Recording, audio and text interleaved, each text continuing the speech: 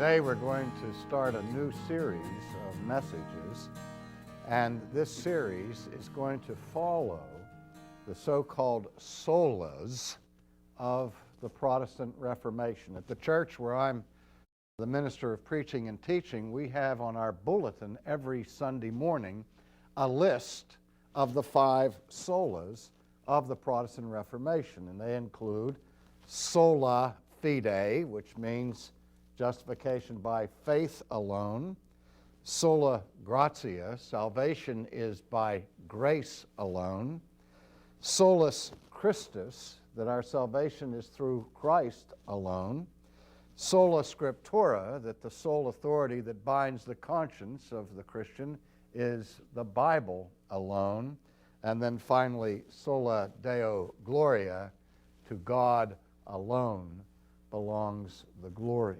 And so we're going to start our study of the solas by looking at the first one, sola fide. And I'd like to address that subject under the subtitle of what was the matter with the Protestant Reformation. Let me say it again. What was the matter with the Protestant Reformation? Now, some people would answer that question by saying the matter with the Protestant Reformation was there was one, because it produced the largest schism in the history of the organized church. Others see the Protestant Reformation as the acme of spiritual recovery of biblical Christianity in church history, and therefore a sort of golden age of biblical faith. Well, when I asked the question, what was the matter with the Protestant Reformation, I'm not using the word matter in the normal way that expression is indicated when we say, what's the matter with something? We mean, what's wrong with it, or what was the fault of it? But I mean something quite different when I say, what was the matter with the Protestant Reformation? What I mean by that is, what was the essence, the substance, the stuff, or what we call in philosophy the material cause of the Protestant Reformation? What was the chief issue that provoked such massive consequences as this split that occurred in the 16th century? And when historians of theology and of church history look back to the 16th century, they'll often use distinctions originally set forth by the philosopher Aristotle when he distinguished between different types of causes, and they will distinguish between what's called the formal cause and the material cause. And when the church historians distinguish between the formal and material causes of the 16th century Reformation, they will say the formal cause, the intellectual background to the issue, was a dispute over the seat of final authority that binds the Christian conscience. And we'll look at that separately under the title of sola scriptura. But what is called the material cause, again, the substantive issue was the core point of dispute, was the doctrine of justification. And the Protestant view is expressed in the shorthand of the Latin sola fide. And just as sola is similar to solo, if you take flying lessons and the first time you fly solo, that means that you fly the plane by yourself, that you fly it alone. And if you stand up in church on Sunday morning in the choir and sing a solo, that means no one else is singing with you. You're there all by your lonesome singing the song. Well, the same word is behind the word sola, which means alone. And we've heard the motto of the United States Marine Corps, Semper Fidelis, which means always faithful.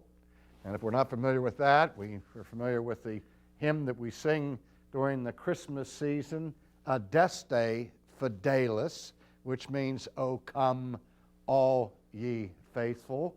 We have a word in the English language where we speak of fiduciary responsibilities, responsibilities that require good faith and so on. So here what we're talking about is the Latin word for faith, and the phrase sola fide means by faith alone.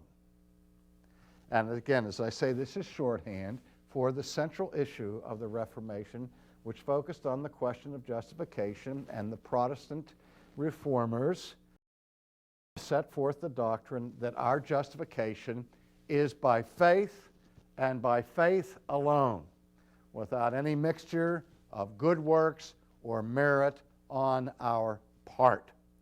Now, to understand sola fide in its historical context, we have to understand something about the theological dispute based on the Roman Catholic understanding of justification. Now, this is not going to be a course that delves deeply into church history. We're planning to do a large overview of Reformation church history where I will go into much more detail about the historical episodes that intersected to bring about this serious dispute in the 16th century about the notion of justification. But first, a word about justification itself and its relevance to the 16th century, to the 1st century, and to the 21st century. At the heart of this dispute was not a tangential debate over how many angels can dance on the head of a pin, or in a needless controversy over pedantic points of theology and of doctrine that professors disagreed about. But this issue touched the very heart of the Christian faith, because the question of justification is designed to answer the deeper question: how can an unjust person possibly survive the judgment of a just and holy God? Now, in our day, I find that people really don't care that much about the doctrine of justification. It has been reduced pretty much to a non-issue. Just as the differences among churches historically over the substance and the meaning of the gospel itself, that those differences have now been minimized as being no significant matter. Because we're living in a time, in the first place, of relativism that says truth is relative, or pluralism that says there are many different approaches to truth and views of truth, and doctrinal issues should never divide us, because what really counts are personal relationships, not doctrine. That, despite the New Testament is replete with apostolic concern about correct doctrine. But that's not where the church is in this day and age. And sometimes we have to ask the question, why? Well, to try to answer that question, why, let me use a little anecdote that came to my attention just yesterday. I was driving my car down the highway, and I was listening to my friend Alistair Begg on Christian radio, and he was giving the second of his addresses on being an almost Christian. And he talked about people who are exposed to the preaching of the gospel, who join the church, who come Sunday after Sunday after Sunday, but who have never really committed their lives to Christ. And in the context of this particular radio program, at the end of his message, where Alistair was basically giving an altar call over the radio, he said to the people in his own congregation, "There are some of you here today who have heard this message of the gospel and are untouched by it. You're indifferent to it, and you have not responded to it, and you perhaps today will not respond to it. And for you people, what you are faced with is the judgment of hell itself. And then he went on to give a recapitulation of the biblical doctrine of the last judgment and of hell, and told his congregation what awaited those people who rejected the gospel of Christ.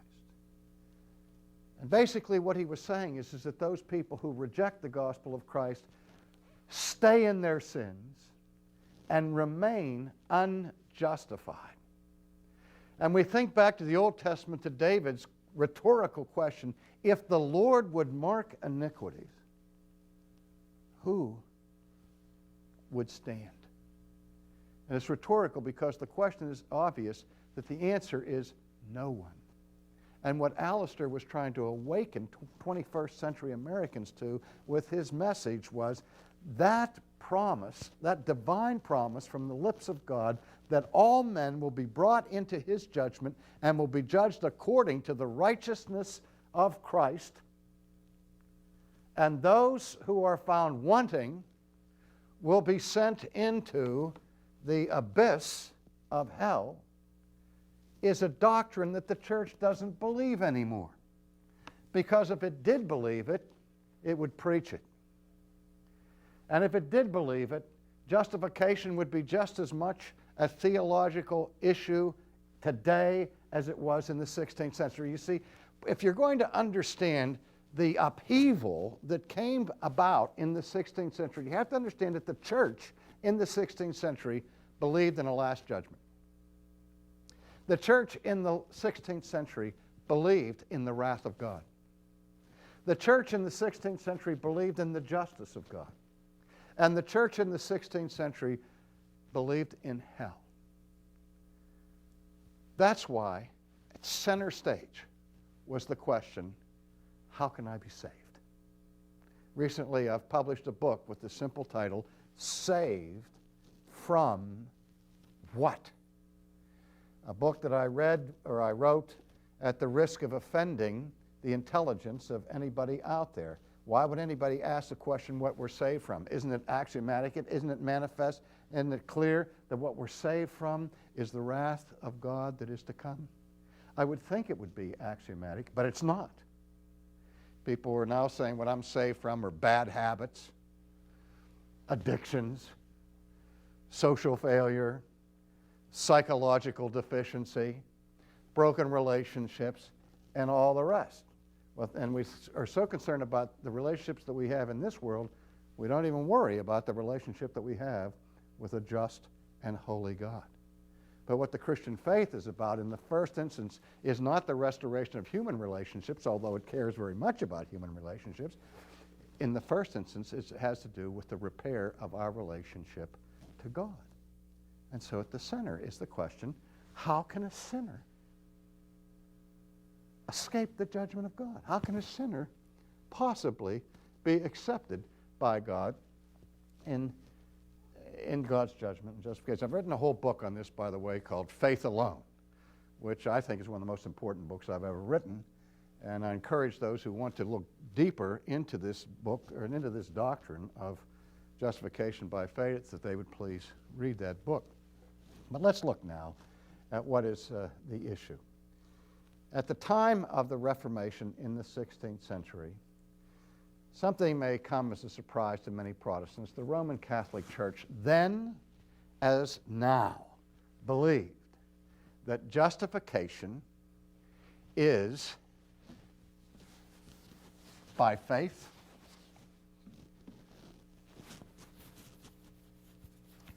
by grace, and by Christ. Three of the issues that are captured in the essence of Protestant thinking are, as I've already mentioned, sola fide, by faith alone, sola gratia, by grace alone, solus Christus, through Christ alone. And because of that, many Protestants believe that the Roman Catholic Church did not believe in justification by faith, or in justification by grace, or in justification by Christ. That's simply not true.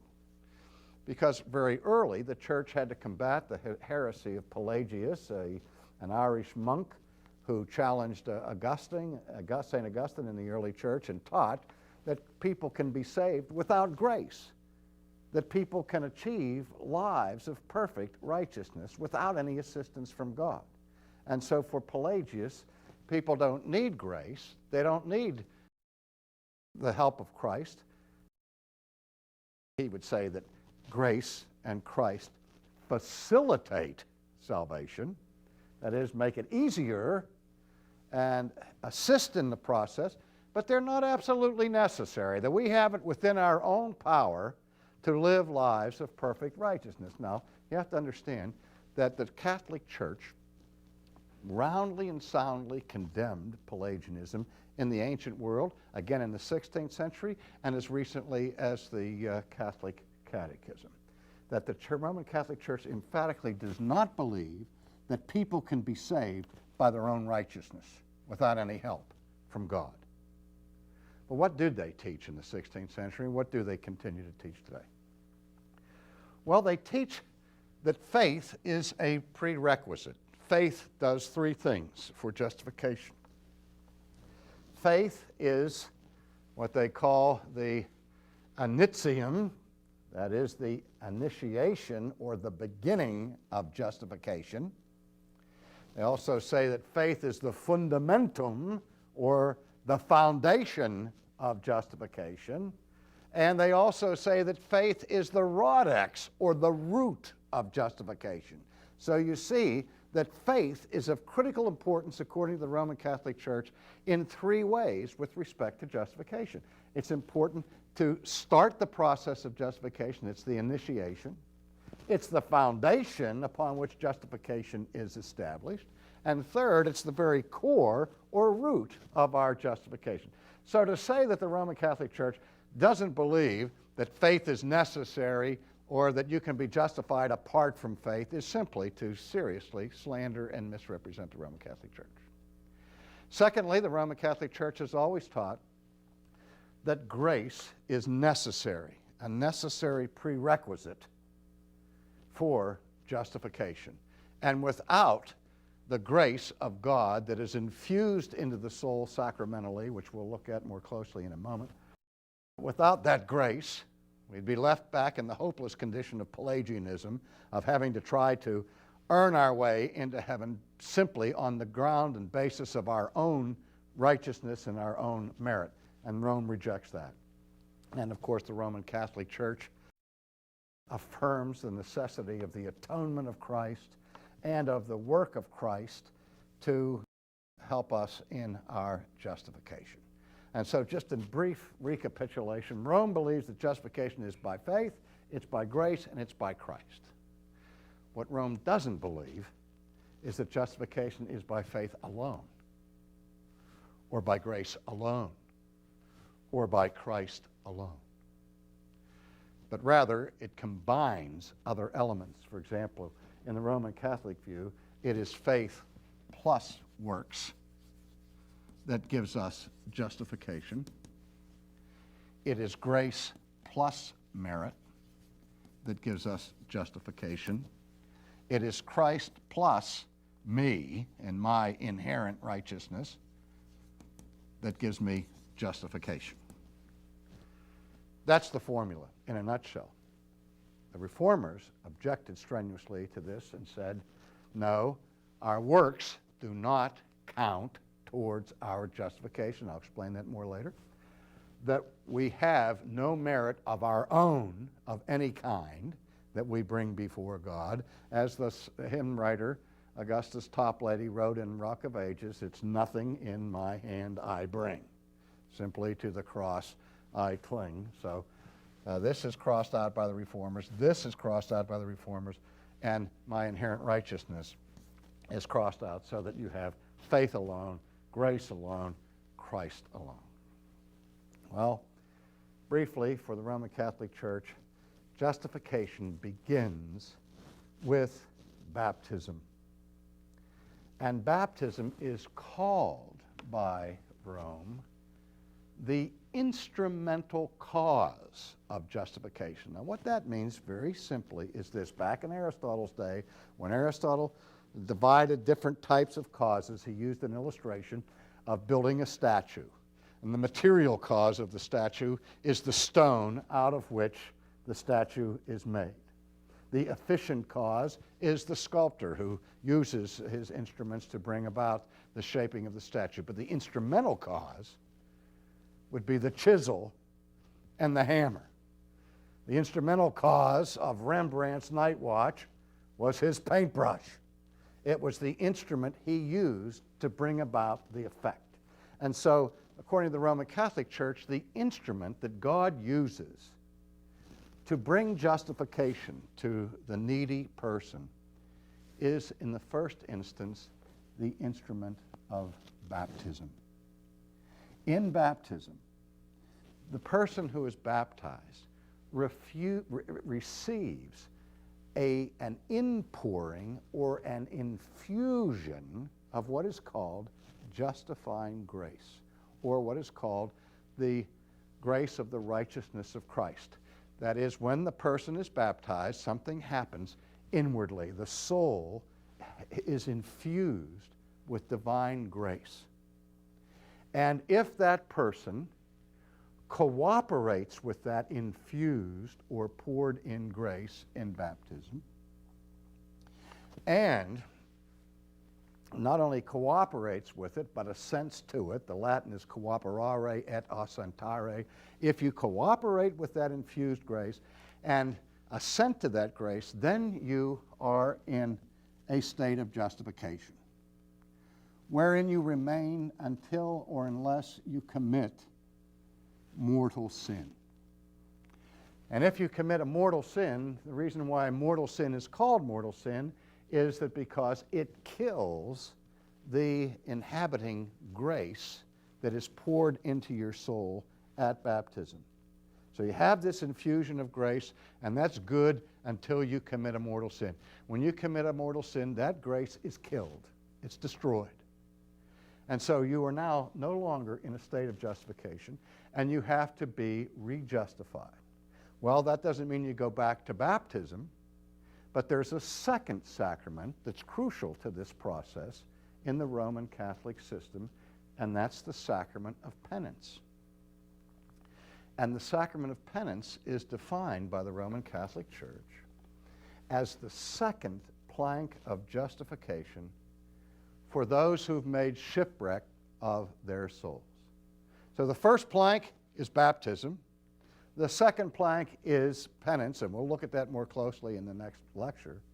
But you see that in both cases, justification is acquired instrumentally through the sacraments. The Reformers said, no, the instrumental cause of our justification is not baptism, it is not penance, it is faith in Christ. That is the tool or the instrument that links us to Christ and all that he has done for us, by which we are made just in the sight of God. Well, we'll look at that and the other issues that attend it in our next message.